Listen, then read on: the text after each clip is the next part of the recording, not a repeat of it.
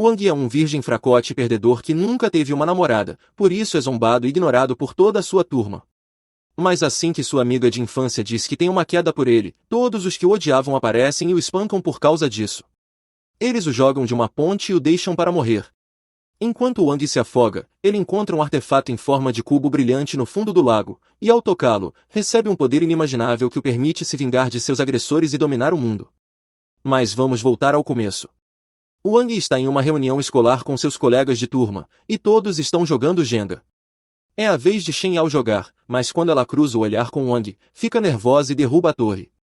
Como parte do jogo, quem derruba a torre precisa revelar um segredo, então o grupo pede que Shen Yao diga quem é seu crush. Wang começa a sorrir ao ouvir isso, e seus colegas começam a zombar dele, dizendo que não há chance de alguém como Shen Yao gostar de um figurante como ele. Mas para surpresa de todos, inclusive de Wang, Shen Yao admite que realmente gosta dele e deixa claro que não está brincando, pois o ama desde o dia em que se conheceram no ensino fundamental. Wang fica chocado, pois ouvir Shen Yao se declarar para ele é como um sonho se tornando realidade. Mas logo depois que o encontro acaba, ele é sequestrado e levado até a beira de um rio, onde está sendo espancado brutalmente. Wang nunca viu essas pessoas antes na vida, mas o líder deles, Sunjun, tem uma queda por Shen Yao, e ao descobrir que ela gosta de Wang, em vez de aceitar e seguir em frente, decide levá-lo até o rio e ameaça matá-lo. Wang reconhece Sunjun como o chefe de uma gangue notória e lembra que já tinha ouvido falar que ele costumava importunar Shen Yao, então entende o que está acontecendo, mas não tem como lutar contra tantos inimigos. Sunjun então faz uma videochamada para Shen Yao usando o celular de Wang e diz para ela olhar o estado lamentável em que seu crush está. Shen Yao fica horrorizada com o que Sunjun fez com Wang, e ele grita para que o deixem fora disso, pois não quer que ela se preocupe com ele. Mas Sunjun está decidido a fazer Shen Yao assistir à humilhação de Wang. Ele diz a Wang que ele é um fracassado total e que não tem o direito de namorar alguém tão perfeita quanto Shen Yao. Sunjun então ordena que Wang prometa nunca mais se envolver com ela. Caso contrário, ele o jogará no rio. Wang poderia se safar facilmente se fizesse essa promessa, mas ele jamais trairia Shen Yao dessa forma. Então, ele dá uma cabeçada no cara que o segura. Para o crédito de Wang, foi uma cabeçada impressionante, mas infelizmente foi tão forte que o sujeito soltou sem querer, e Wang acabou caindo no rio. Sunjun entra em pânico porque nunca teve a intenção real de matar Wang, só queria assustá-lo para que ele deixasse Shen Yao em paz. Ele começa a gritar, tentando ver se Wang está bem, mas não obtém resposta. Então Wang provavelmente morreu. Isso significa que Sunjun acabou de cometer assassinato, e ainda fez Shen Yao assistir tudo. Enquanto isso, debaixo d'água, Wang está se afogando, mas nem tenta se salvar, porque, se não pode proteger a garota que ama, não vê sentido em continuar vivendo. Enquanto sua vida passa diante de seus olhos, Wang tem uma visão de sua infância. Ele havia fugido de uma briga, e, segundo os padrões do ensino fundamental, isso arruinou completamente sua popularidade. Para piorar, ouviu duas garotas comentando que ele era um chorão. Horas se passaram, a escola esvaziou, e Wang ficou sozinho, deprimido. Eventualmente, Shen Yao sai pelo portão, mas para quando vê sentado ali. Ela pergunta o que aconteceu. Como Wang fica em silêncio, Shen Yao acha que ele esqueceu o guarda-chuva e oferece dividir o dela para irem juntos para casa. Wang recusa e diz que pode ir sozinho, mas Shen Yao lembra que ainda está chovendo e ele vai acabar ensopado.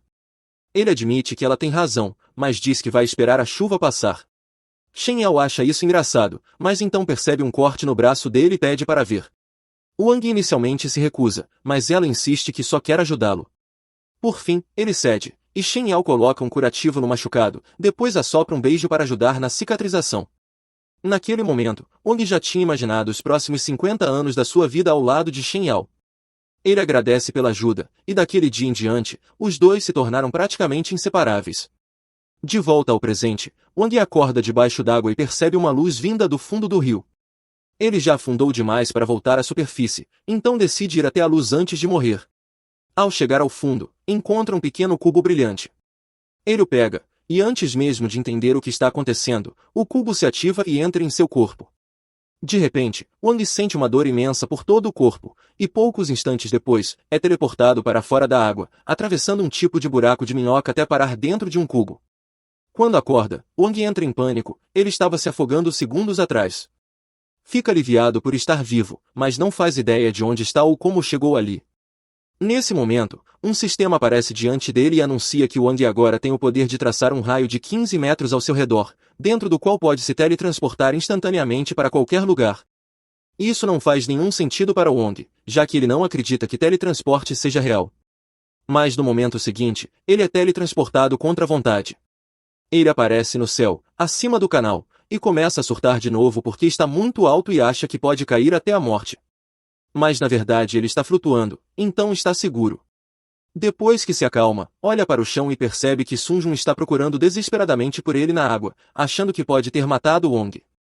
Wong até acha engraçado, mas alguns segundos depois, é teletransportado para outro lugar. Sun Jun tem a sensação de que alguém o observava do céu, então pergunta aos subordinados se ouviram algo, mas eles acham que ele está alucinando. Ele os manda continuar procurando Wong. Enquanto isso, Wong foi teletransportado para uma sala de aula vazia em sua escola. Agora ele tem certeza de que realmente pode se teletransportar, mas não entende como ganhou esse poder de repente. O sistema então fala e diz que Wong ativou sua habilidade de teletransporte continuamente. Wong começa a surtar e se preocupa por estar enlouquecendo ao ouvir vozes em sua cabeça, mas o sistema o corrige, dizendo que está em seu corpo, não em sua cabeça. Isso não é nada reconfortante, então Wong manda o sistema sair de seu corpo, mas é ignorado. O sistema avisa que alguém está se aproximando. Um funcionário está vindo em direção à sala porque ouviu um barulho estranho vindo de lá, mas ao abrir a porta só vê uma sala vazia com uma poça d'água no chão. Wong voltou para casa e decidiu tomar um banho para relaxar. Quando termina, pega seu celular, que milagrosamente ainda funciona mesmo depois de ter ido parar no fundo do rio com ele. A primeira coisa que faz é ligar para Shen Yao para avisar que está vivo.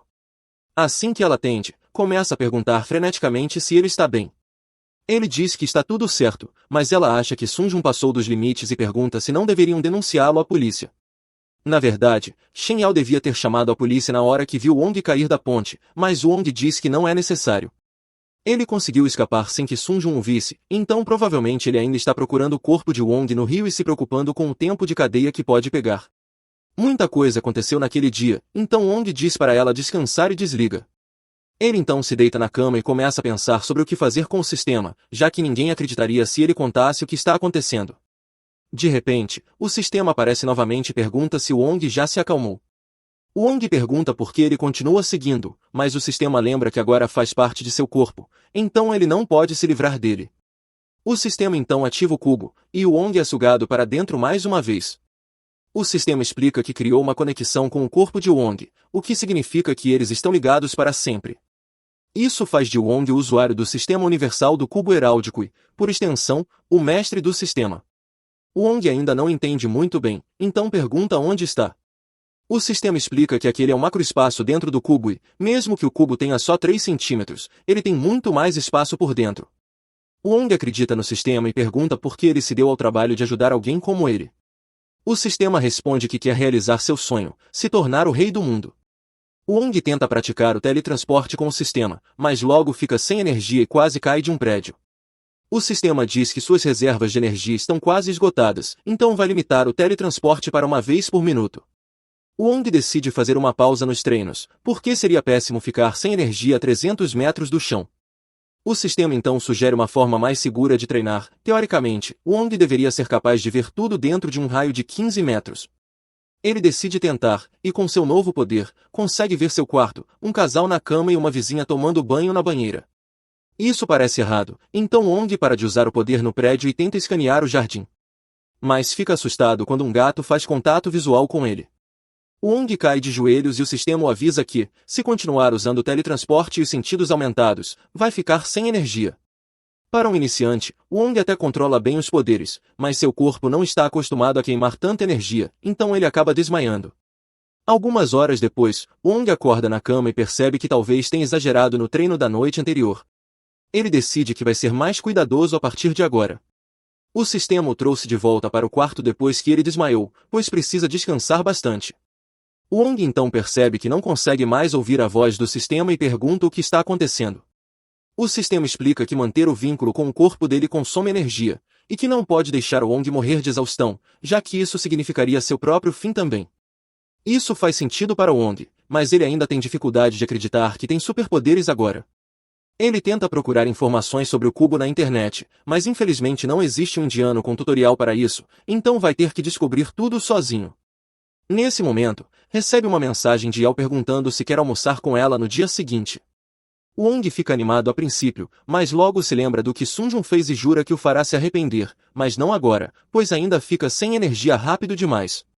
Ele pergunta ao sistema se existe alguma forma de aumentar sua força, e o sistema responde que é uma função automática de upgrade integrada. Ao absorver uma gema de energia, Wang pode ficar mais forte. Ele fica empolgado e pergunta que tipo de gemas são necessárias para o aprimoramento. O sistema responde que ele pode usar pedras. Teoricamente, qualquer pedra aleatória pode conter energia dentro de si, mas ele teria mais sorte com pedras como a valiosa charismatita na prateleira ou o anel de diamante de sua mãe. Wang se pergunta se pode mesmo usar pedras tão caras no sistema, mas o sistema o tranquiliza, dizendo que essas nem têm energia suficiente de qualquer forma.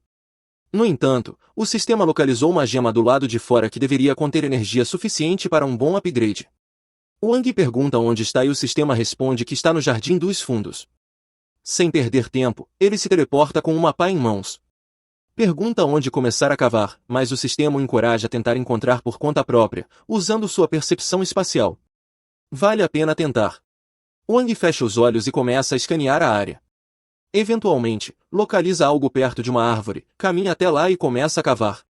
Ele acha difícil acreditar que aquela rocha realmente contenha poder, já que parece apenas uma pedrinha laranja comum, mas o sistema garante que ela pode ser usada para o upgrade. Wang pergunta o que fazer em seguida e o sistema diz para colocar a gema em seu cubo interno. Wang entra no espaço do cubo e encosta a pedra na parede, e poucos segundos depois, ela é absorvida. Ele se surpreende ao ver que funcionou de verdade e já começa a sentir o poder fluindo em seu corpo. O sistema explica que o poder da pedra aumentou sua força em 2 pontos e sua resistência em 1. Se ele continuar absorvendo pedras de energia, poderá melhorar muito sua capacidade de combate. Na manhã seguinte, o alarme de Wang toca. Ele sai da cama ainda sonolento, pois passou a noite toda caçando pedras de energia. De repente, se lembra de que precisa ir para a escola, então se apressa para se arrumar e corre para a aula. Poucos minutos depois de chegar, Yao começa a pedir explicações sobre tudo o que aconteceu na noite anterior, mas percebe que todos na sala estão olhando para ela, ainda lembrando de quando ela admitiu gostar de Wang. Eles começam a zombar dela por isso. Nesse momento, há uma comoção na porta porque Sun Jun acabou de aparecer. A primeira coisa que faz é mandar um de seus subordinados chutar um cara aleatório. É evidente que Sun Jun invadiu a escola atrás de Wang. Yao fica preocupada, mas Wang pede que ela se acalme e volte ao seu lugar. Sun Jun ouviu que Wang ainda está vivo, então caminha até a frente da sala e exige saber onde ele está. Assim que menciona o nome de Wang, todos olham para ele, um bando de fofoqueiros. Wang tenta ignorar, esperando que Sun Jun vá embora por conta própria, mas ele já o viu e começa a subir as escadas. Parece que Wang não vai escapar sem lutar. Com seus novos poderes, ele provavelmente pode enfrentá-lo, mas para garantir, pergunta ao sistema se tem uma boa chance de vencer. O sistema responde que será uma vitória fácil, já que o poder de combate médio das pessoas ali é 5, enquanto o de Wang é 22. De repente, Yao tenta convencer Sun Jun a desistir, porque não quer que Wang se machuque. Mas Sun Jun apenas se aproxima dela e começa a falar mal de Wang. Yao diz para ele ir embora, mas Wang se cansa da falta de respeito. Ele se levanta e pede desculpas a Yao por deixar que Sun Jun a importunasse por tanto tempo, mas agora diz que vai resolver a situação. Sun Jun se ofende com a ideia de Wang achar que pode enfrentá-lo, então o agarra pela gola e o ameaça de morte. No entanto, Wang segura seu braço e o aperta com tanta força que Sun Jun reavalia suas decisões por um momento. Wang o avisa que, se continuar incomodando ele e Yao, não terá escolha a não ser fazê-lo se arrepender. Sun Jun ainda tenta entender que tipo de esteroide Wang tomou para estar tão forte, mas nesse momento o professor entra na sala e manda ele e seus homens saírem, pois não fazem parte da turma. Sun Jun não quer que a polícia seja chamada, então decide ir embora, mas antes sussurra no ouvido de Wang para ir até a quadra de basquete do Mar do Norte à noite, se não quiser que Yao se machuque. Em seguida, ele sai, e Yao pergunta o que foi que ele disse. Wang responde que não era importante. Coincidentemente, diz que sua cabeça começou a doer de repente e talvez precise faltar à aula hoje. Enquanto isso, na quadra de basquete, Sun Jun ainda tenta entender como Wang ficou forte o suficiente para deixá-lo com hematomas no pulso, mas conclui que deve ter sido um acaso. Não tem como ele ter malhado tanto assim. Jura que vai fazer Wang pagar por tê-lo humilhado daquela forma. Pouco tempo depois, Wang chega à quadra exigindo saber onde Sun Jun está. Ele o encontra sentado no topo das arquibancadas e Sunjun começa a rir, dizendo que Wang não pode mais escapar e não tem chance de ganhar a luta, já que nunca planejou um combate 1 contra 1. Ele vai atacar Wang com toda a sua gangue. O sistema avisa Wang que a situação pode estar feia, pois há 13 inimigos ali. Mesmo assim, Wang ainda confia em seus poderes e pergunta ao sistema quais são suas chances de vitória. Para seu horror, o sistema responde que ele tem apenas 20% de chance de ganhar. Wang de repente não se sente tão confiante, e Sunjun percebe isso, começando a zombar ainda mais. Ele reúne todos os seus homens, que se posicionam diante de Wang, mas antes de começar a surra, diz que vai dar uma última chance para Wang se desculpar e implorar por misericórdia. No entanto, Wang começa a insultar Sunjun e sua gangue da cidade do norte. Por estar com medo de enfrentá-lo cara a cara, Wang tenta provocar Sunjun para que ele lute sozinho, assim aumentando suas chances de vitória. Sunjun percebe isso, mas não consegue ignorar o insulto e se prepara para atacar Wang. No entanto, antes que ele possa fazer algo, um de seus subordinados se adianta e diz que lutará contra Wang no lugar dele. Esse é Kang, o lutador mais forte da gangue de Sunjun, e todos têm certeza de que Wang não tem chance contra ele. Até o próprio Wang fica inseguro e pede ao sistema que analise o poder de combate de Kang. Para sua surpresa, é apenas 10, então, em teoria, ele não deveria ser difícil de derrotar. Kang pega uma bola de basquete e se prepara para arremessá-la contra Wang, mas o sistema o alerta e ele consegue desviar a tempo. Kang tenta acertar um soco, mas Wang desvia e se defende como um verdadeiro lutador profissional. Enquanto isso, na sala de aula, Yao está preocupada com Wang, pois ele estava agindo de forma suspeita mais cedo e agora não atende o telefone. Decidida a fazer algo, ela sai para procurá-lo. De volta à academia, Kang ainda não conseguiu acertar um único golpe em Wang e está começando a se cansar. Wang só precisa aplicar o golpe final agora. Kang investe contra Wang novamente, mas ele é muito rápido e consegue agarrar a perna de Kang. A partir daí, é fim de jogo. Wang o atinge com um soco elétrico e o lança contra a parede. Os outros membros da gangue não acreditam que Kang tenha sido derrotado por um ninguém como Wang, e perguntam a Sunjun o que fazer. Sunjun apenas ri e grita que, mesmo que Wang tenha vencido Kang, ainda são muitos contra ele, então não há como ele ganhar. Wang pergunta ao sistema se suas chances de vitória aumentaram, e com Kang fora de combate, há um oponente a menos, mas suas chances ainda são de apenas 30%. Sem outra escolha, Wang se posiciona para lutar contra todos ao mesmo tempo. Ele começa a desviar dos ataques, mas não consegue acompanhar todos, e acaba levando um chute por trás. Sentindo-se ofendido, ele se vira e acerta um chute tão poderoso que apaga a linhagem futura do agressor, jogando na frente de Sunjun. Preocupado, Sunjun ordena que todos cerquem Wang imediatamente. Sem deixar-se encurralar, Wang salta para as arquibancadas, criando distância. Ele então desce e derruba um adversário com uma rasteira, mas acaba sendo agarrado por trás. Wang tenta se livrar, mas acaba levando um chute no estômago e vai ao chão. A dor é grande, mas ele se levanta, determinado a não ser pego de surpresa novamente. No início, ele é sobrecarregado pelos ataques em grupo, mas agora consegue prever os ataques furtivos. Ele desvia e agarra a perna de quem o chutou antes, girando o inimigo e arremessando-o diretamente no rosto de Sunjun. Neste momento, Sunjun começa a perceber o quão assustadora é a força de Wang. Wang se aproxima de Sunjun, mas o sistema o alerta de que sua energia está quase esgotada. Ele não teria chance contra Sunjun nesse estado, mas mesmo sendo um blefe, Wang quer assustá-lo o suficiente para que nunca mais cause problemas para Yao. De repente, o chefe da gangue da cidade sul aparece, apenas para zombar de Sunjun e da gangue da cidade norte por perderem uma luta para um único cara. Ele diz que se Sunjun não consegue derrotar uma pessoa, não tem direito de se chamar de chefe da gangue do norte e deveria desistir. Wang o interrompe no meio da frase. Ele percebe que há uma rivalidade entre as gangues do norte e do sul, mas isso não tem nada a ver com ele, então não quer se envolver. No entanto, mesmo sem conhecer o Wang e sem saber por que ele estava lutando contra Sunjun, o chefe do sul ordena que seus subordinados espanquem o Wang, só para provar um ponto. O sistema avisa Wang que, com seus níveis de energia atuais, ele não tem chance em uma luta direta, então precisa fugir para salvar sua vida. Wang pede ao sistema para teleportá-lo, mas como está com pouca energia, precisa esperar o tempo de recarga. Ele continua correndo até chegar ao lado da escada. Assim que o tempo termina, ele se teleporta e, como primeira ação, apaga todas as luzes do ginásio. Enquanto todos tropeçam no escuro, Wang se teleporta atrás deles. Após encarar o chefe do sul nos olhos, ele o derruba com força no chão e começa a derrotar cada um dos membros da gangue do sul. Quando as luzes se acendem, Wong é o único ainda de pé. Sunjun agora está ainda mais aterrorizado. De repente, eles ouvem alguém gritando do lado de fora do ginásio, e Yao chamou a polícia, preocupada com Wong. Os policiais tentam arrombar as portas, e Yao implora para que se apressarem, pois seu amigo pode estar em perigo. Wong não conseguirá sair sem ser visto e não quer se meter em problemas por ter lutado, então precisa agir rápido. Ele olha para Sunjun e se teleporta bem na frente dele. Assustado, Sunjun se ajoelha e começa a implorar por perdão. Isso dá a Wong uma ideia, ele diz que o perdoará, mas com uma condição. Quando os policiais finalmente arrombam a porta, vem Sunjun segurando Wong pela gola e fingindo dar um soco nele. Com isso, Sunjun e o chefe da gangue do sul acabam punidos por iniciarem uma briga em grupo no ginásio, enquanto Wong sai completamente ileso, tendo convencido os policiais de que era apenas um espectador inocente pego no fogo cruzado. Ele também faz Sunjun prometer que nunca mais incomodará Yao. Problema resolvido, mas a luta fez Wong perceber os limites de seu poder, então ele decide que precisa ficar mais forte o quanto antes. E, para isso, precisa encontrar mais gemas de poder. Wang entra em uma joalheria procurando por pedras preciosas, mas logo percebe que está quebrado demais para comprar qualquer coisa. Ele também não quer roubá-las.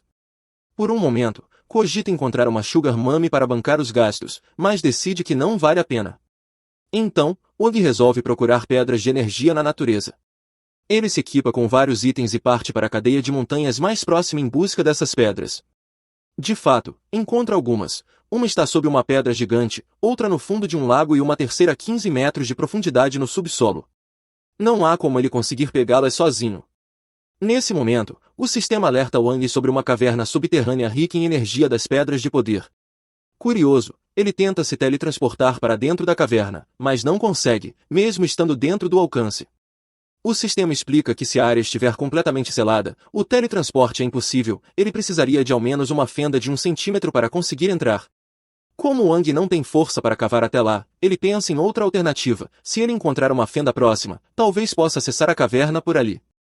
Ele então decide investigar o lago, imaginando que a água deve ter corroído parte do solo. Depois de escanear o local, encontra uma pequena abertura e consegue se teletransportar para dentro da caverna. Porém, ao chegar lá, escorrega no chão liso e cai. Ele pega sua lanterna e começa a explorar, mas tudo o que encontra é um sapo aleatório. De repente, o sistema informa que detectou pedras de poder bem à sua frente, só que tudo que Wang vê é uma parede. Frustrado com todo o esforço que teve para chegar ali sem resultado, ele está prestes a desistir, até que sente uma brisa no rosto. Se há vento, deve haver uma abertura. Ele rapidamente encontra uma fenda e se teletransporta novamente. Dessa vez, ele aparece em uma nova seção da caverna. Dá alguns passos, mas quase cai de um penhasco por não estar prestando atenção. Consegue se salvar, mas sua lanterna cai e se perde. Decide então descansar um pouco e tentar localizar as pedras antes de seguir. No entanto, Wang não está sozinho. Ele avista as pedras agrupadas do outro lado da caverna, mas elas estão fora do alcance do seu teletransporte. Enquanto tenta descobrir como alcançá-las, uma enorme cobra se aproxima por trás. Antes que ela consiga atacá-lo, Wang se teletransporta de pedra em pedra, fugindo no último segundo. Ainda sem perceber a presença da cobra, ele decide caminhar enquanto espera o tempo de recarga do teletransporte.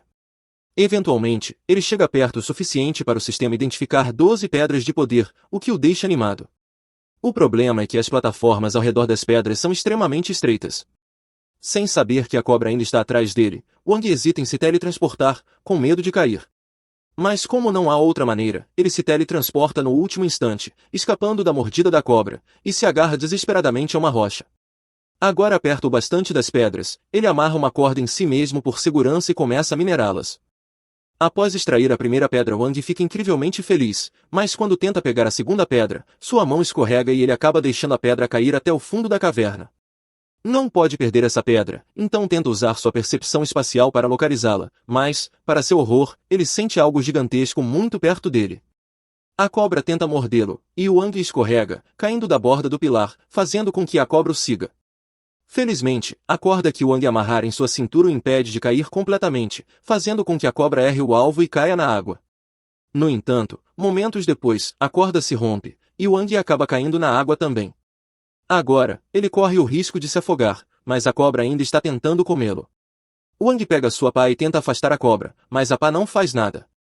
A cobra o captura e começa a apertá-lo, sufocando. Wang pede ao sistema para teletransportá-lo para a dimensão Qi, mas o sistema responde que não pode fazer isso enquanto a cobra ainda o segura.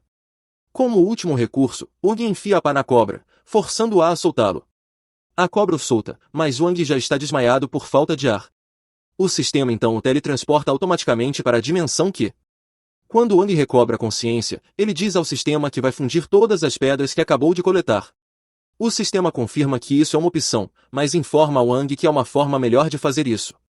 Atualmente, Wang tem 11 pedras de poder elementares, mas elas podem ser sintetizadas em uma pedra de poder avançada, o que ele considera muito mais poder. Wang, obviamente, deseja pedra de poder avançada, mas o sistema avisa que levará 4 dias para sintetizar as pedras em uma de poder avançado. Porém, eles não têm esse tempo, então o sistema sugere que Wang sintetize 9 das pedras e use 2 delas imediatamente para poder lutar contra a cobra. Depois de absorver as 2 pedras elementares, Wang se teletransporta de volta para fora da dimensão Qi, e a cobra imediatamente o ataca novamente. Dessa vez, Wang bloqueia facilmente o ataque da cobra e a mata instantaneamente. Wang fica desapontado por a luta ter sido tão fácil, já que esperava mais desafio, mas fica grato pela vitória sem complicações. Ele entra na água para dar uma olhada no cadáver da cobra, mas, para sua surpresa, encontra mais uma pedra de poder lá dentro, e essa parece especialmente bonita. Wang então tem uma boa ideia sobre o que fazer com ela. Enquanto isso, Sun Jun e Yuan se encontram em um clube, e Yuan parece determinado a se vingar de Wang. Wang quer acertar as contas com ele, mas Sun Jun acha que não vale a pena, já que mesmo unindo a força de suas gangues, eles não conseguiriam derrotá-lo. Wang ainda acabaria com todos eles. Mas Yuan tem um plano. Ele conta a Sun Jun que Lu está de volta à cidade, e assim que Sun Jun ouve esse nome, ele entra em pânico. Ele grita com Yuan, dizendo que seria uma sentença de morte até considerar pedir ajuda a Lu, mas Yuan não é burro a ponto de tentar isso diretamente. No entanto, ele é burro o suficiente para acreditar que pode manipular Lu para se livrar de Wang por eles. Yuan lembra a Sun Jun que o motivo de Lu ter saído da cidade 2 anos atrás foi por ter brigado com alguém mais forte que ele, um homem chamado Shikutsin. Sun Jun não sabe muito sobre Shiku, mas lembra que ele tinha alguma ligação com Shen Yao. Shen Yao estava estudando na biblioteca quando seu telefone tocou. Assim que atendeu, um homem do outro lado da linha alertou que alguém estava vindo atrás dela. De repente, Shen Yao é cercada por 4 homens de terno que definitivamente não estão ali para entregar doces. Ela se levanta e corre para a porta, mas um agente bloqueia o caminho, então ela é forçada a correr pelo corredor. Ela encontra um armário, entra e tranca a porta, tentando escapar, mas agora está encurralada. Os agentes começam a tentar arrombar a porta, e Shen Yao está apavorada. Mas, quando tudo parece perdido, o homem que ligou para ela pede que ela olhe para trás. Atrás dela, uma massa de energia amarela flutua, e uma mão se estende para agarrá-la. Shen Yao fecha os olhos, esperando pelo pior. Quando os agentes arrombam a porta, Shen Yao já desapareceu. Ela foi levada por Shiku, que também foi quem a avisou. Ele agora tenta levá-la para bem longe dos agentes, usando todos os movimentos de Parker possíveis. Porém, os agentes têm uma arma secreta contra os poderes de Shiku, uma arma de fogo. Ele é atingido no ar, e embora esteja quase ileso, agora não consegue mais fugir facilmente. Então, ele coloca Shen Yao no chão e cria uma barreira para protegê-la enquanto se prepara para lutar. Ele salta de um penhasco e, ao aterrissar, acerta um dos agentes com um soco tão forte que provavelmente fez o cara sentir o gosto do som. Outro agente corre para atacá-lo, mas Shiku joga longe, ao mesmo tempo em que enfrenta mais 2. Eventualmente, um dos agentes consegue agarrar Shiku e o leva para o ar. Após uma breve briga, os agentes o arremessam contra um prédio, mas quando a poeira baixa, os 3 agentes aliados estão desacordados, e Shiku está perfeitamente bem, embora provavelmente umas 10 pessoas inocentes tenham morrido naquele prédio. Um agente ainda está de pé, então Shiku flutua para fora dos escombros e tira o casaco, indicando que agora a luta vai ficar séria.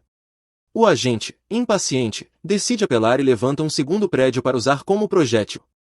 As pessoas naquele prédio provavelmente estão se arrependendo de não terem ligado dizendo que estavam doentes naquele dia.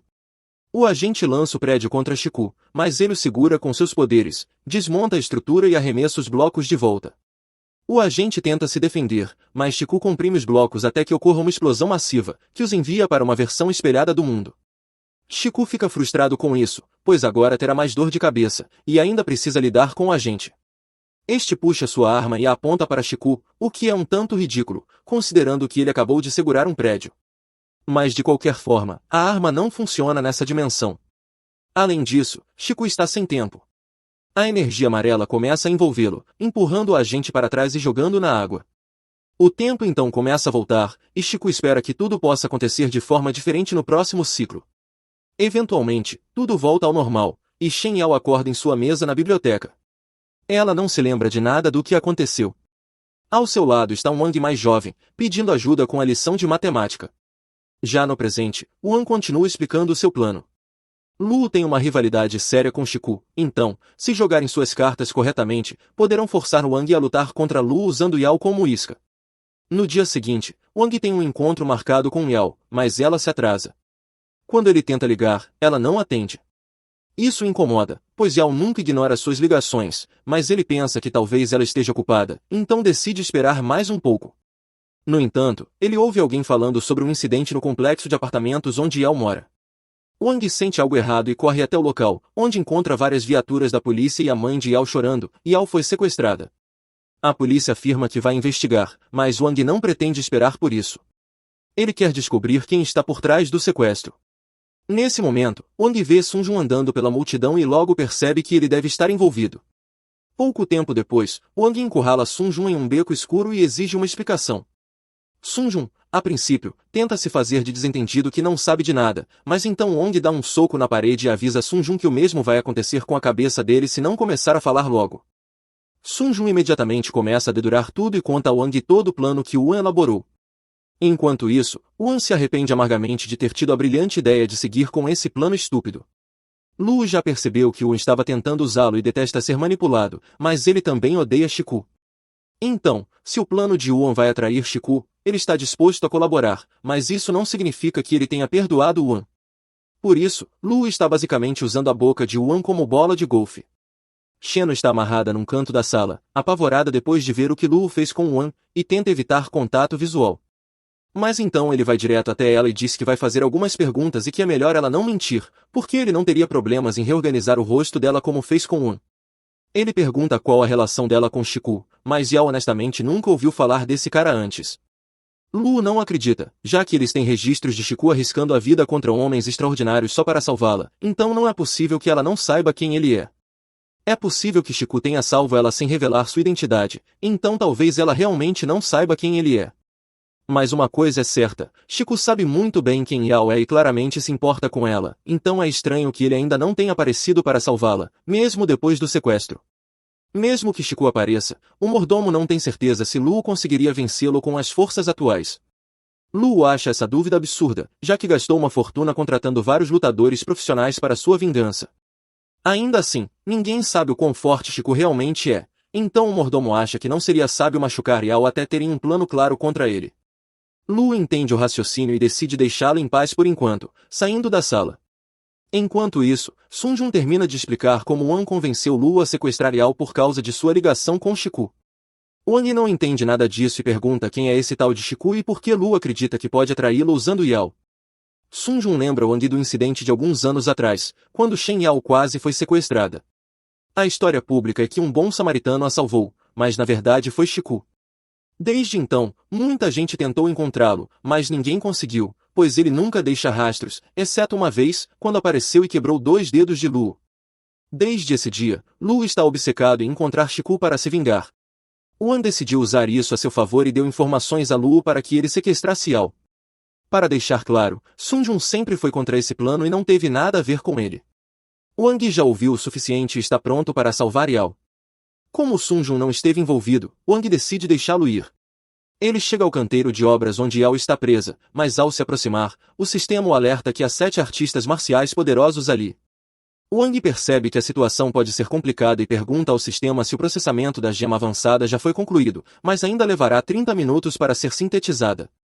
Wang poderia esperar pelo aumento de poder, mas não sabe se Yao está segura, então não pode perder tempo. Ao se aproximar do prédio, Lu e sua equipe o veem. Embora Wang não seja Chiku, Lu acha que será divertido atormentá-lo e ordena que seus lutadores lidem com ele, mas só um por vez, já que atacá-lo em grupo não teria graça. Wang se aproxima do portão e está prestes a quebrar o cadeado, mas é impedido por um artista marcial chamado Pablo. Ele avisa Wang que o cadeado é protegido por uma barreira sobrenatural e que, se ele tentar quebrá-lo à força, sofrerá um forte efeito rebote e pode morrer.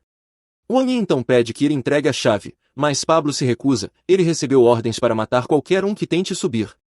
Está oferecendo a Wang a chance de recuar e ir embora. No entanto, Wang não tem intenção de abandonar Yaoi. Se Pablo vai tentar impedi-lo, ele terá que enfrentá-lo. Segundo o sistema, Pablo tem um nível de poder 52, enquanto Wang ainda está no nível 50, o que o coloca em desvantagem. Pablo dá o primeiro soco, que teria sido fatal, mas Wang consegue desviar a tempo e acerta um chute no rosto dele. No entanto, não causa nenhum dano. Pablo é mais forte e resistente que Wang, então, mesmo que Wang seja um pouco mais rápido, ele não conseguiria causar danos sérios com os punhos. Mas Wang percebe que isso é uma briga de rua, então, quando Pablo parte para cima de novo, Wang teleporta um martelo próximo para sua mão e afunda o crânio dele com um golpe certeiro. Com Pablo tirando uma soneca possivelmente eterna, Wang pega a chave e sobe para o próximo andar. Enquanto corre pelas escadas, o sistema o avisa que o próximo oponente tem nível de poder 75, mas Wang não hesita e invade o cômodo. Assim que entra, percebe que todas as luzes estão apagadas, o ambiente está completamente escuro. O artista marcial deste andar, Lee, é um assassino que domina a técnica de apagar sua presença em locais escuros. Todos os pontos de status dele foram investidos em furtividade, o que significa que ele poderia se aproximar silenciosamente de Wang e matá-lo antes mesmo que ele percebesse o que está acontecendo, ou pelo menos seria assim, se Wang não tivesse consciência espacial. Wang sabe exatamente onde Lee está. Então, quando Lee tenta atacá-lo por trás, Wang saca um taco do inventário e acerta Lee direto nas partes baixas. Dois artistas marciais no andar de cima vinham observando Wang subir os andares e ficam surpresos com a facilidade com que ele os venceu. Mas o próximo oponente será Belvol, e um dos homens não acredita que Wang tenha chance. Ele prevê que Belvol o esmagará em apenas alguns segundos. Porém, se por algum milagre Wang conseguir derrotá-lo, ele terá que enfrentá-los, o que anima especialmente a garota.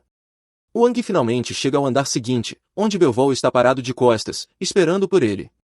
Ele se prepara para fazer um discurso sobre como é impressionante que Wang tenha chegado tão longe, mas Wang ignora a cena e tenta acertá-lo com um taco de imediato. No entanto, Belvol agarra o taco e arremessa Wang no chão com força. Esse único golpe tirou todo o ar dos pulmões de Wang, e ele percebe que, do jeito que está, não tem nenhuma chance contra Belvol.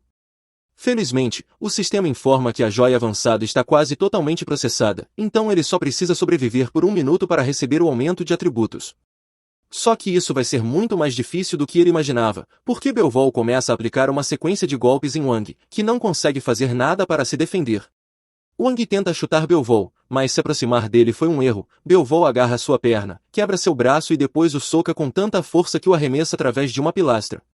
Wang teria morrido nesse momento, mas exatamente 1 minuto se passa, e o sistema inicia a integração do poder da joia avançada. Isso cura o corpo de Wang e aumenta todos os seus atributos, deixando-o pronto para retomar a luta, mas agora, com a balança pendendo a seu favor. Wang se levanta, e Belvol se prepara para mais uma rodada de combate, mas com um único soco Wang o lança voando do outro lado da sala. Esse golpe faz Belvol questionar tudo pelo que trabalhou, pois não acredita que um guerreiro de nível C como ele possa perder para um garoto qualquer. Mas esse garoto qualquer continua o ataque e acerta Belvol com um flash negro, jogando direto através da parede. Lu, que vinha assistindo tudo pelas câmeras, fica furioso ao ver que os artistas marciais altamente treinados que ele contratou estão perdendo para um moleque que ele nunca nem ouviu falar.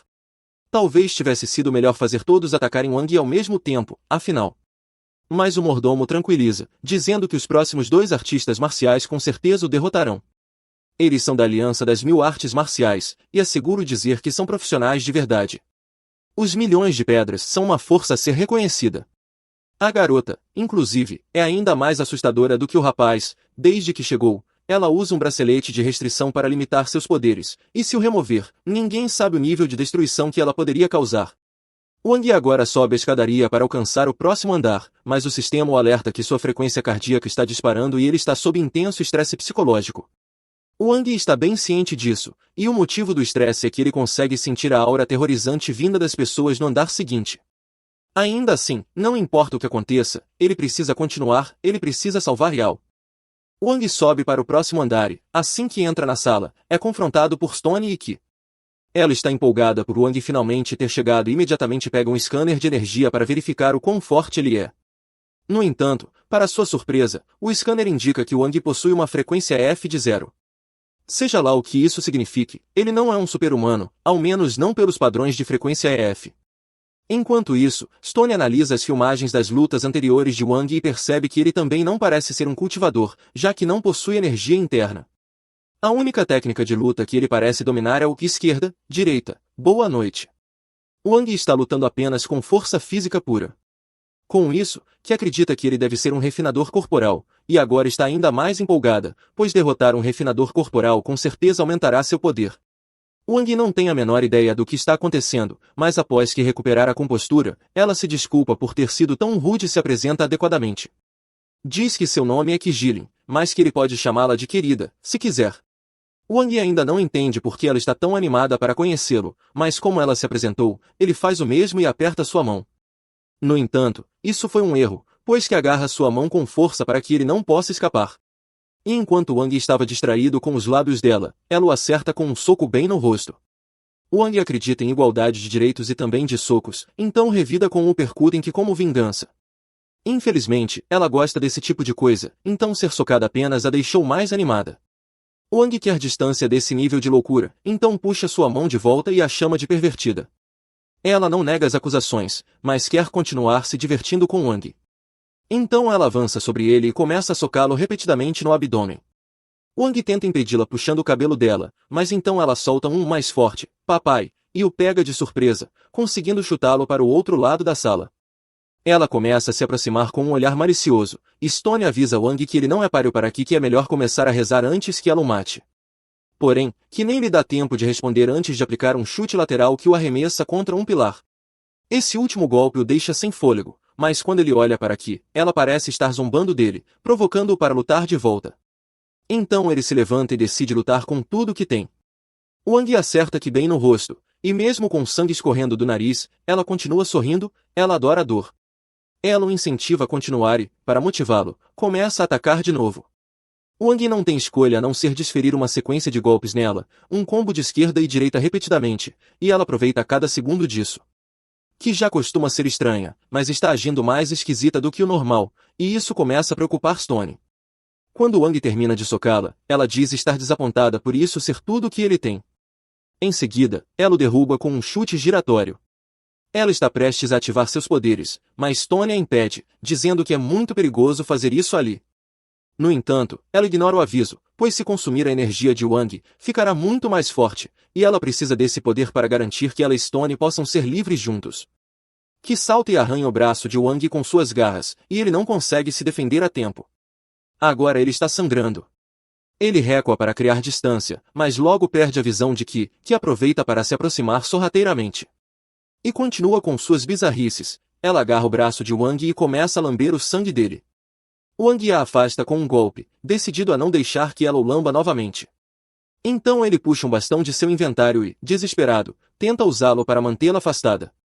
Ela é forte demais para ele, então acaba sendo arremessado contra a parede. Que supera Wang tanto em velocidade quanto em força, então ele realmente precisa se concentrar se quiser sobreviver. Quando que investe contra ele novamente, Wang mal consegue desviar enquanto ela tenta cortar sua garganta, mas parece que ele teve sorte de escapar do último ataque. Quando tenta contra-atacar, ela desaparece e reaparece atrás dele. Ela então envolve braços e pernas em volta de Wang e dá uma enorme mordida no ombro dele. Quando ele finalmente consegue tirá-la de suas costas, que já tomou uma boa quantidade do sangue dele, e é a melhor coisa que ela já provou na vida. A energia que ela absorve do sangue de Wang é tão pura que ela imediatamente sobe de nível. Isso faz com que ela quase perca o controle. No entanto, Stone não pode permitir que isso aconteça, então, antes que ela ataque Wang de novo, ele atira uma agulha de paralisia nela. A agulha derruba Ki, e Wang está basicamente se borrando, porque com certeza teria morrido se Stone não tivesse parado Ki naquele momento. Stone não consegue acreditar que a energia de Wang foi pura o suficiente para fazer Ki perder o controle com apenas um gole, mas precisa agir rápido para garantir que ela se recupere. Ele realiza uma técnica de acupuntura que desfaz parcialmente a transformação bestial de Ki, estabilizando sua condição. Wang não sabe direito o que está acontecendo, mas tem certeza de que não tem chance contra Ki, e se Stone for parecido com ela, também será difícil sobreviver a uma luta contra ele. Porém, Stone parece distraído enquanto cuida de Ki, então Wang tenta aproveitar a oportunidade para pegar um tijolo e dar uma paulada na cabeça de Stone. No entanto, Stone o vê tentando se esgueirar pela sala e usa seus poderes para lançar uma rajada de vento em Wang. Ele é arremessado pelo golpe e nem sequer viu de onde veio. Lutar contra Stone vai ser muito mais difícil do que ele pensava. Stone quer acabar logo com Wang para poder voltar a tratar Ki, então lança uma lâmina de vento contra Wang. Normalmente, ele não teria conseguido desviar, mas o sistema o avisou no último segundo, permitindo que Wang escapasse. Stone está prestes a lançar outro ataque, mas Ki começa a perder o controle novamente, então ele precisa ir ajudá-la. Ele não consegue lidar com Wang e tratar Ki ao mesmo tempo, então diz para Wang simplesmente ir salvar seu amigo. Wang pergunta se isso significa que Stone está desistindo, mas Stone é da Aliança dos Milhões, e os membros da Aliança dos Milhões não têm permissão para desistir. Ele diz que quer propor uma trégua, e Wang sabe que essa é a única chance que tem de sair vivo dali. Mas não há garantia de que Stone não vai atacá-lo assim que ele baixar a guarda, então precisa blefar um pouco. Ele diz a Stone que, se ele não admitir derrota, então significa que ainda precisam continuar lutando. E Stone sabe que com certeza conseguiria derrotar Wang, mas não pode se dar ao luxo de se afastar de Ki agora. Ele tira uma moeda do bolso e explica que aquilo é uma moeda do milhão, o maior símbolo de honra que um membro da Aliança dos Milhões pode ter. Ele faz um corte no dedo e deixa uma gota de sangue cair sobre a moeda. Com isso, ele jura um juramento de sangue. Ele promete que não vai mais atacar Wang se ele aceitar a trégua. E se Stone quebrar esse juramento por qualquer motivo, ele se transformará em pó imediatamente. Um juramento de sangue é algo muito sério, então Wang sabe que pode confiar na palavra de Stone, mas ainda assim, grava um vídeo como precaução. Só por diversão, Wang realmente está começando a irritar Stone, mas como ele já havia feito o juramento, não pode fazer nada. Ele apenas entrega a moeda para Wang e manda ele ir embora logo. Mas, antes de sair, Wang faz questão de jogar na cara de Stone o fato de ele ter sido forçado a aceitar uma trégua com alguém como ele. Em seguida, Wang vai embora. Então, Stone liga para uma de suas aliadas para informá-la do que aconteceu. Ele diz a Misha que está cancelando a missão de treinamento atual, o que a surpreende. Ela pergunta se algo ruim aconteceu, e Stone explica que Kui sofreu um pequeno acidente e está inconsciente no momento. Ele não pode explicar os detalhes por telefone, então pede para Misha se encontrar com ele o quanto antes. No entanto, de repente, a comunicação com Misha fica em silêncio. Stone começa a chamá-la para ver se ela está bem, mas Misha está inconsciente em um telhado, tendo sido atacada por Shiku. Enquanto isso, de volta ao canteiro de obras, Lu já havia parado de prestar atenção nas imagens de vigilância fazia um tempo, achando que não havia chance de Wong vencer Stone e Kui. Mas então, seu último assassino, Shu, se levanta e começa a caminhar em direção à escada. Lu pergunta o que ele está fazendo, e Shu explica que todos os outros assassinos foram derrotados, então ele vai se juntar à diversão. Ao ouvir isso, Lu começa a entrar em pânico, pois acredita que o único forte o bastante para passar por Stone e Kui seria Shiku. Ele pergunta ao mordomo se o que Shu disse é verdade, e o mordomo confirma que todos os assassinos foram derrotados. Mas o responsável por isso não foi Shiku, foi Wong. E tecnicamente, ele não derrotou Stone e Kui, apenas fez uma trégua com eles. Independentemente de como ele conseguiu isso, o mordomo diz a Lu que é arriscado demais continuar com o plano de atrair Shiku, então insta a evacuar o quanto antes. Mas Lu se recusa, pois acha que isso faria parecer um covarde. Ele se vira para Shu e pergunta se ele ainda pode ajudar a cumprir a missão, oferecendo até pagar o triplo do valor original. Shu, no entanto, se sente insultado por Lu achar que pode controlá-lo com dinheiro. Então, ele faz seu fantoche lançar um corte de energia em direção a Lu. O mordomo de Lu é rápido bastante para bloquear o ataque antes que ele seja decapitado, mas foi apenas um tiro de advertência.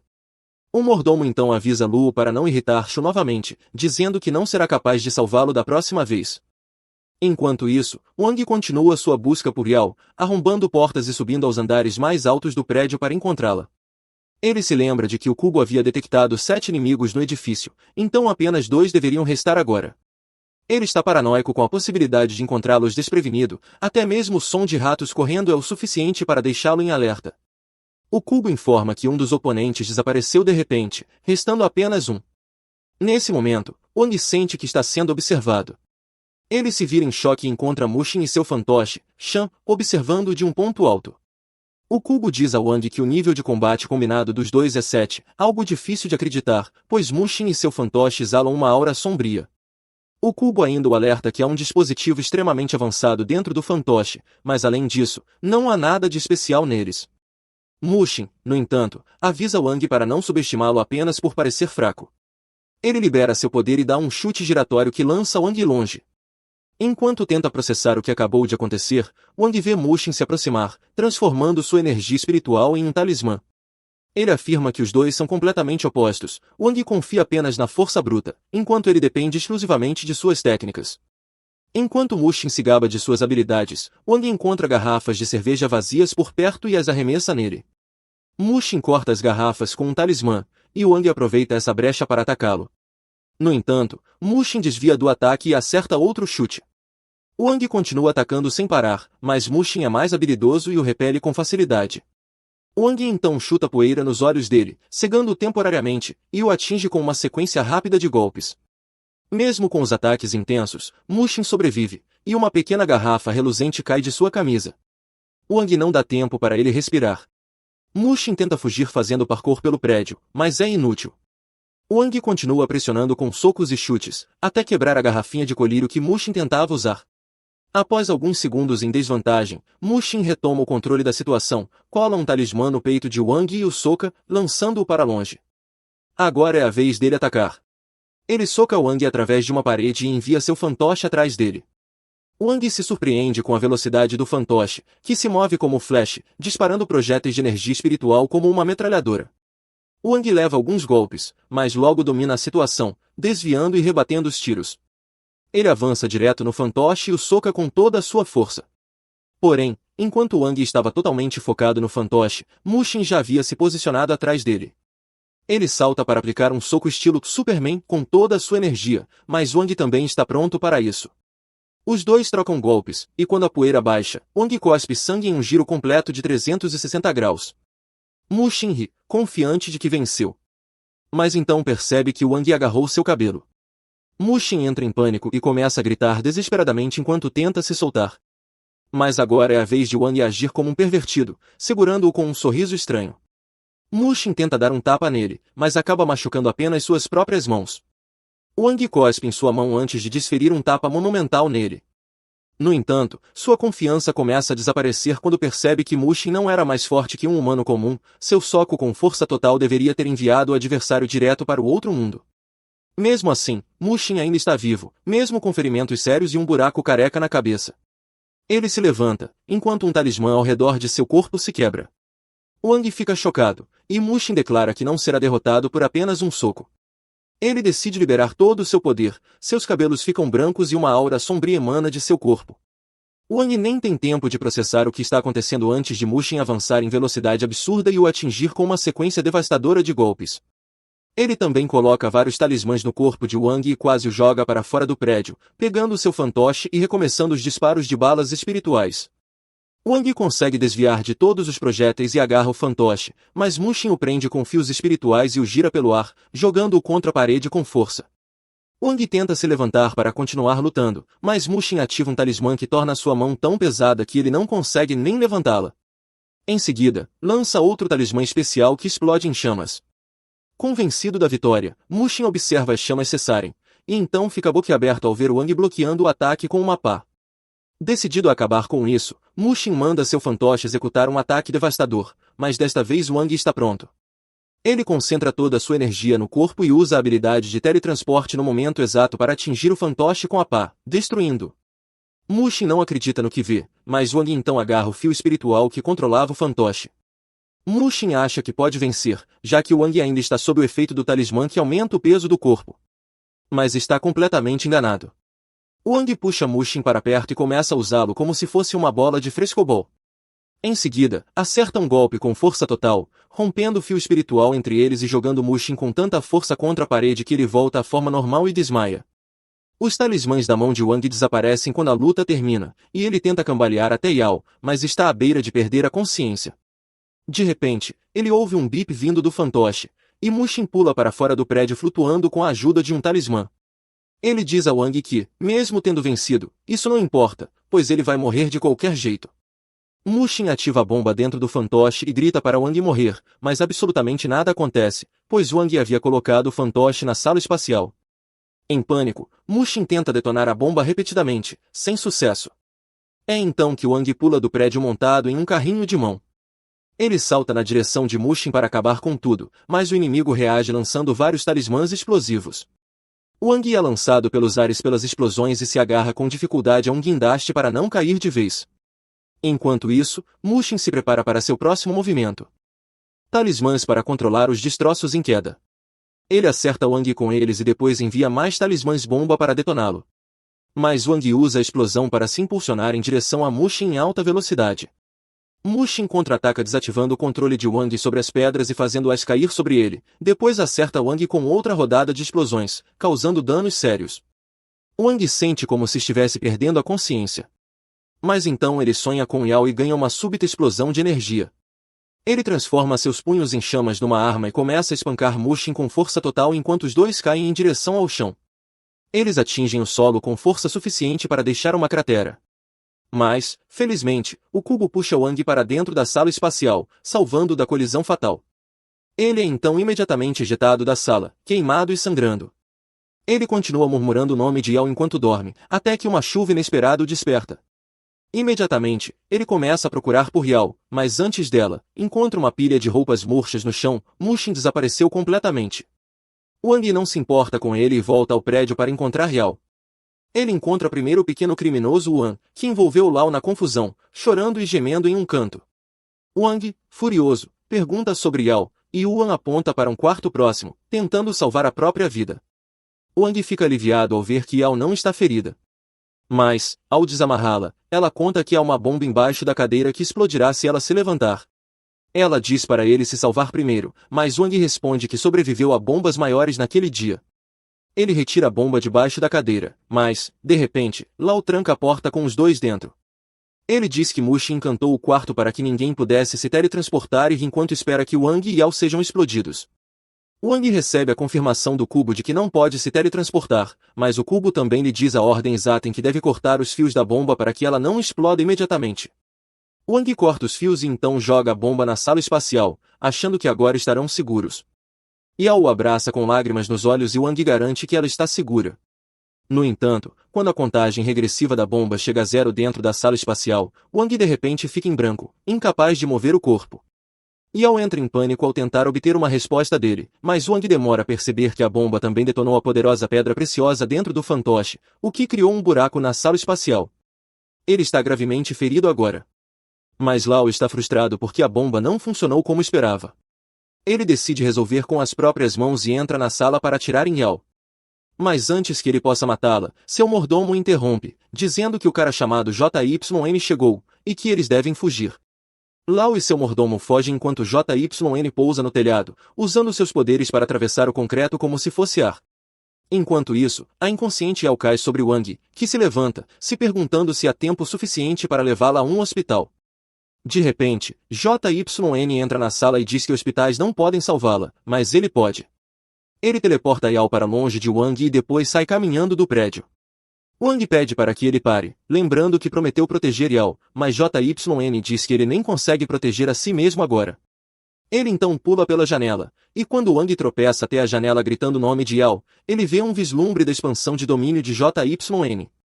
JYN diz a ele que Wang não sabe absolutamente nada sobre Yao ou o mundo dos super-humanos, mas ele sabe, e vai terminar o que começou. Wang fica completamente devastado após perder Yao. Ele vai observar os pais dela de manhã à distância segura. Ele amaldiçoa sua própria fraqueza por não ter conseguido salvá-la, e agora não tem ideia de onde começar a procurá-la. Enquanto se afoga em autodepreciação e incerteza, um carro para trás dele e uma mulher sai chamando seu nome. Ela pede para Wang ir com ela, e quando ele não responde, ela diz que sabe onde está Lao. Wang imediatamente se vira, perguntando onde está aquele desgraçado, e a mulher responde que ele precisa ir com ela se quiser conversar. Ela o leva a um café próximo e começa a tomar um café enquanto Wang a encara friamente. Ele pergunta onde está Lao, e a mulher diz que tem algumas perguntas para ele antes de responder. Ela pergunta como ele acha que super-humanos, cultivadores e outras pessoas além do domínio humano conseguem se esconder da sociedade. Wang responde que devem ser bons em se disfarçar, mas a mulher zomba da resposta ingênua, dizendo que há pessoas dedicadas a cuidar da bagunça que os super-humanos fazem. Wang não demonstra interesse, mas a mulher diz que ele deveria pelo menos fingir se importar, pois foi ela quem o protegeu até agora ou ele nem estaria vivo. Wang apenas toma um gole de seu café e então sorri, perguntando se os 3 homens atrás da mesa deles, prontos para atirar a qualquer momento, também fazem parte dos serviços de proteção dela. Os 3 homens se surpreendem ao perceber que foram descobertos, e até a mulher se choca. Ela tenta pegar sua arma ao mesmo tempo que seus 3 subordinados também se preparam para apontar suas armas para Wang. No entanto, ele permanece calmo e diz que, se não começarem uma briga, podem continuar a conversa pacificamente. A mulher leva suas palavras a sério e ordena que seus subordinados recuem, enquanto Wang usa seu super sentido para ler o nome e o cargo dela no cartão. Ele descobre que a mulher se chama Mu e trabalha como líder da força-tarefa do Departamento de Gestão de Super-Humanos. Wang diz acreditar que ela o protegeu nas sombras, mas quer saber qual é o propósito disso. Mu responde com confiança que, já que está ajudando, ele deveria retribuir o favor de alguma forma. Wang pergunta se ela quer que ele se torne um mercenário para o departamento, assim como os subordinados dela, mas logo acrescenta que todos eles são tão fracos que estão abaixo do nível C, então ele não deveria ser colocado no mesmo grupo de perdedores como eles. Um dos homens diz a Mu que Wang é, no mínimo, um super-humano de nível B, o que já está além do salário deles, mas ela não se importa com isso. Ela diz a Wang que, se quiser informações sobre Lao, precisará cumprir 3 missões para ela. Wang responde que fará apenas uma missão e também quer informações sobre JYN. Mu aceita a condição sem negociar, deixando Wang surpreso. Enquanto Wang recebe os detalhes da missão, Mu lhe diz que levará apenas um dia e que há um pagamento decente pelos serviços prestados. No entanto, Wang pergunta como pode confiar nela, e Mu finge estar ofendida. Ela responde que acabaram de ter uma boa conversa, e isso deveria ser prova suficiente de que ela está do lado dele. Com isso, ela deixa o café, e Wang fica se perguntando se pode realmente confiar nela. Contudo, ele sabe que Mu é sua única pista para conseguir informações sobre Yao e planeja usá-la para entrar no departamento de gerenciamento de super-humanos e obter os dados que deseja. Enquanto isso, Mu está em seu carro, parada no semáforo, quando seu motorista pergunta por que ela fez um acordo com um homem perigoso como Wang, já que isso não é política da empresa. Mu responde que grandes lucros vêm com grandes riscos. Ela é ambiciosa demais para se contentar com o cargo atual e acredita que Wang é sua passagem para subir aos escalões mais altos do departamento. Ela acha que ele tem um grande potencial e que só precisam usá-lo para conseguir o que querem. No entanto, ela não sabe que Wang colocou seu cubo sobre o carro dela e está ouvindo tudo o que dizem. Ele nem se aborrece com o fato de Mu tentar manipulá-lo, pois acredita que ela é apenas uma gananciosa fácil de controlar. Enquanto isso, o motorista pergunta se ela realmente pretende contar a localização de Lao para Wang, e Mu responde que só dará informações falsas, pois acredita que ele é burro o suficiente para não perceber que foi enganado. Wang fica furioso ao ouvir isso e decide mostrar a Mu quem é o verdadeiro idiota. No dia seguinte, Wang vai até o local informado por Mu para sua avaliação antes de poder participar de qualquer missão. Ele encontra uma mansão luxuosa no meio da floresta, onde vários outros lutadores também chegaram para serem avaliados. Wang se pergunta qual é o propósito de tudo aquilo, quando um homem pega o microfone e inicia a avaliação. Ele anuncia que todos estão ali para serem selecionados como guarda-costas de um cliente importante. Declara que os guarda-costas precisam ser atentos, responsivos e fortes para cumprirem bem seus deveres. Por isso, eles serão testados com base nesses critérios. Ele abre uma porta que leva todos os participantes a um cassino interno. Cada um recebe 5 fichas e o anfitrião informa que estão livres para jogar qualquer jogo com essas fichas. Para se qualificarem para a próxima fase, precisam juntar 10 fichas, mas lutar ou roubar os outros é proibido.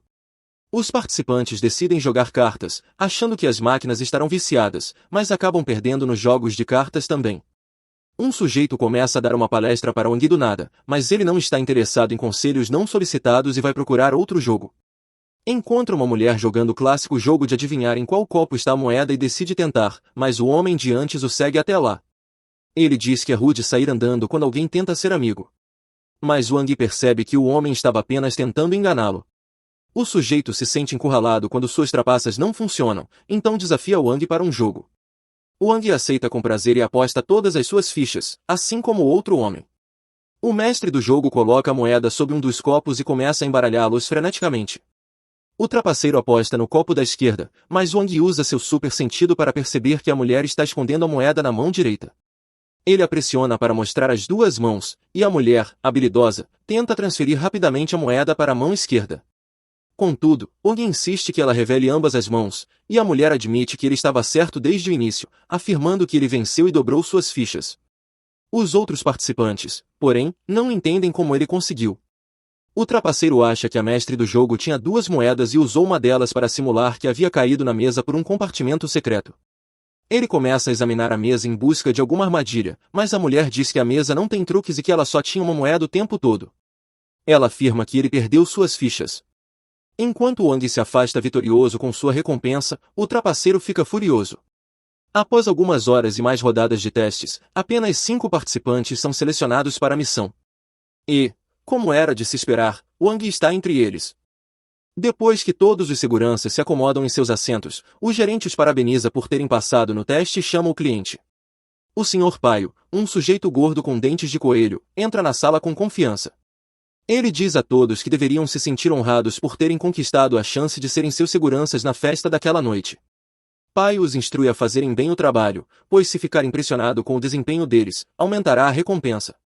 Em seguida, ordena ao gerente que cuide do resto e sai lentamente da sala. O gerente informa que Paio já transferiu antecipadamente 3 milhões de yuans para a conta bancária deles e que o restante do pagamento será feito após a missão ser concluída. Wang pula da cadeira ao ouvir isso e pede ao gerente para confirmar o valor novamente. O gerente repete, 3 milhões de yuans, e diz que o agente Mu já recebeu o dinheiro. Wang percebe que foi enganado de forma absurda, pois Mu disse que ele receberia apenas 50 mil yuans pelo trabalho. Wang xinga Mu por isso, mas o gerente o ignora completamente e diz a todos para se prepararem, pois a festa começa em cerca de 6 horas. Logo após isso, todos os seguranças são levados ao local do evento enquanto os assistentes compartilham informações com eles. A garota que dirige o carro de Wang diz que o objetivo principal do chefe é participar de um leilão que acontecerá na festa e que ele quer adquirir uma máscara antiga. Wang continua lendo o arquivo enquanto ela fala, até que algo chama sua atenção. Ele mostra à mulher uma imagem de um estranho cubo de cristal, e ela explica que se trata da essência de obsidiana, uma das principais atrações do leilão. Esse nome faz Wang se lembrar de quando estava perdendo a consciência durante uma explosão no passado e o cubo sussurrou obsidiana para ele. Ele tem certeza de que aquele cubo de cristal é a obsidiana mencionada. Agora, Wang está mais interessado no leilão do que nunca. De repente, sente uma dor aguda na cabeça, mas diz às assistentes que não é nada. Ele finge continuar lendo o arquivo, pensando que, mesmo tendo sido enganado por Mu, há muitas coisas que ele precisa desesperadamente conseguir nessa festa. O carro chega ao seu destino e Wang, junto aos outros seguranças, entra em uma enorme mansão. Lá dentro, encontram algumas pessoas ricas bebendo e conversando. Mas o local parece incrivelmente sombrio e escuro para uma festa. De repente, as luzes se acendem, e o anfitrião anuncia que é hora da diversão começar. Ele não perde tempo e inicia o primeiro evento, chamando-o de um joguinho divertido. Pressiona um botão e o chão se abre, revelando um crocodilo gigante lá embaixo. Alguns convidados entram em pânico, mas o anfitrião diz que não precisam se preocupar, pois sua segurança é prioridade. Ele se posiciona sobre a abertura e diz que o piso é à prova de balas, mesmo que o crocodilo consiga pular, não os alcançará. Os convidados ficam aliviados, mas um jovem arrogante critica o anfitrião por apressar as coisas e não começar com algo mais simples. O anfitrião responde que essa festa será mais animada que qualquer festa que Didi poderia dar, então não haverá moderação. Em seguida, explica as regras do jogo. Eles devem pegar um sino dourado pendurado no pescoço do crocodilo, usando apenas armas corpo a corpo. Ninguém pode sair da jaula até conseguir o sino. Wang entra em pânico ao ouvir isso e percebe que não está ali como segurança, mas sim como um gladiador para entreter aqueles ricaços. No entanto, o anfitrião oferece uma generosa recompensa, 1 tonelada de barras de ouro para quem vencer o primeiro jogo. Um dos presentes se anima com a recompensa e se voluntária. Armado apenas com uma lança e um escudo, ele caminha silenciosamente até o crocodilo e, no último momento, começa a gritar feito um louco e o ataca. O crocodilo reage instantaneamente, o morde e o devora vivo. Enquanto o homem grita de dor, os ricaços zombam dele por ser tão confiante sendo tão fraco. Mas Wang sabe que o homem não era fraco e sim que havia algo errado com o crocodilo. O anfitrião confirma isso, dizendo que aquele não é um crocodilo comum, mas uma criatura geneticamente modificada em laboratório. Ele se gaba da velocidade e força superiores do animal e aumenta a recompensa para estimular os demais participantes. Ninguém se voluntária dessa vez, mas então o jovem rico ordena que seu segurança vá. O segurança obedece sem hesitar e entra na jaula do crocodilo carregando o máximo de lanças que consegue. Wang suspira, se perguntando por que aquelas pessoas são tão estúpidas e gananciosas a ponto de não perceberem que ninguém pode derrotar o crocodilo. Outro segurança pergunta se ele não leu o contrato antes de assinar, pois dizia claramente que, se ninguém se voluntariasse, alguém seria escolhido aleatoriamente. Wang se desespera ao ouvir isso e diz que é injusto. O homem então pergunta se ele realmente acha que um trabalho seguro pagaria 3 milhões de yuans por apenas um dia. Ouvir isso faz o coração de Wang afundar, pois ele receberá apenas 50 mil yuans. Mas então ele nota alguém parado na sacada. O homem parece incrivelmente forte e hostil sem motivo aparente. Os colegas de Wang pedem para ele parar de encarar, explicando que o sujeito é da comissão Rudra, responsável por manter a ordem em festas como essa. Wang obedece e desvia o olhar para a cena dentro da jaula, onde o guarda-costas do ricaço esfaqueia o crocodilo com várias lanças. Ele usa sua velocidade e vantagem de terreno para sair do alcance do animal e atacá-lo novamente. No entanto, Wang percebe que o crocodilo não sofreu danos reais. E por mais confiante que o homem esteja, ele vai perder. De repente, o homem na jaula salta do alto na tentativa de aplicar um golpe final, mas o crocodilo apenas o atinge com o rabo, transformando-o em polpa com um único golpe. Todos os convidados estremecem de horror ao ver isso, e o ricaço tenta se esconder discretamente. O anfitrião, por outro lado, se diverte com o resultado e aumenta ainda mais a recompensa antes de perguntar se há voluntários. Subitamente, a garota da equipe de Wang sussurra algo no ouvido de Piang, e ele declara que dobrará a recompensa oferecida pelo anfitrião caso alguém derrote o crocodilo. Muitos lutadores se empolgam ao ouvir isso, e um deles pede permissão ao mestre para lutar. O mestre consente, mas então o sujeito com penteado de Jojo da equipe de Wang também se apresenta. Diante de 2 voluntários, o anfitrião anuncia que apenas o último sobrevivente poderá enfrentar o crocodilo. Wang se pergunta o que está acontecendo, e a garota explica que os 2 irão lutar até a morte, e só o vencedor poderá enfrentar o animal. Wang chama isso de jogo idiota, pois mesmo quem vencer não terá forças para enfrentar o crocodilo depois. Mas os outros dizem que ele está subestimando seu colega de equipe, Gold Poison. Os 2 lutadores sobem ao teto de vidro, e o chefe do segundo voluntário promete uma promoção e férias se ele vencer. Ele fica tão feliz que se vira, e nesse instante, Gold Poison morde seu ombro e suga toda a sua força vital, usando-a para aumentar temporariamente sua força. O homem cai ao chão como uma casca seca, e o anfitrião autoriza Gold Poison a enfrentar o crocodilo. Gold Poison caminha confiante até a jaula sem pegar nenhuma arma. O anfitrião pergunta se ele tem certeza de que ficará bem de mãos vazias, e ele responde que, como o crocodilo também está desarmado, não seria justo receber ajuda extra. Ele caminha calmamente até a fera, e os mais atentos percebem que há algo estranho. Wang nota que Gold Poison está esfregando gentilmente os dedos e liberando um fino pó dourado no ar. Ele também não entende o motivo disso e apenas observa enquanto Gold Poison espera que o crocodilo faça o primeiro movimento. A criatura avança com a intenção de matá-lo em um golpe, mas Gold Poison apenas salta sobre ela e se senta em sua cabeça. Em seguida, ele se inclina e beija suavemente a cabeça do crocodilo, deixando todos confusos. O animal também se acalma, mas Gold Poison então salta e, ao mesmo tempo, a cabeça do crocodilo voa pelos ares. Sangue espirra por todo lado e o sino dourado cai aos pés de Gold Poison. Todos ficam em choque, e Wang percebe que Gold Poison é tão rápido quanto lutadores de nível B, além de ter técnicas bastante misteriosas. Enquanto isso, Gold Poison pega o sino e caminha com confiança, entregando-o ao anfitrião, que está decepcionado por o crocodilo ter sido morto tão facilmente, mas o elogia por ser o primeiro campeão da noite. O anfitrião pergunta se ele quer a recompensa agora, mas ele responde que prefere recebê-la secretamente depois, pois quer manter um perfil discreto. Piang está radiante porque um de seus homens venceu o primeiro jogo e ergue um brinde a ele. Os outros ricaços não ficam satisfeitos, e um deles pergunta ao anfitrião se aquilo era o melhor que ele tinha. O anfitrião responde que a diversão está apenas começando e que ainda há mais por vir. Enquanto isso, o cadáver do crocodilo é retirado da jaula e começam os preparativos para trazer uma nova besta. O ricaço comenta que não há nada que veteranos como ele já não tenham visto, mas o anfitrião diz que ele está enganado. Quando a próxima criatura começa a emergir, Wang sente arrepios imediatamente. Ele percebe que há algo perigoso e antinatural, e o anfitrião começa a descrevê-la. Ele declara que sua empresa combinou a natureza selvagem dos felinos com a força dos ursos para criar o Caçador Supremo. A criatura aparece à luz, e o anfitrião a apresenta orgulhosamente como tal, a obra-prima da empresa.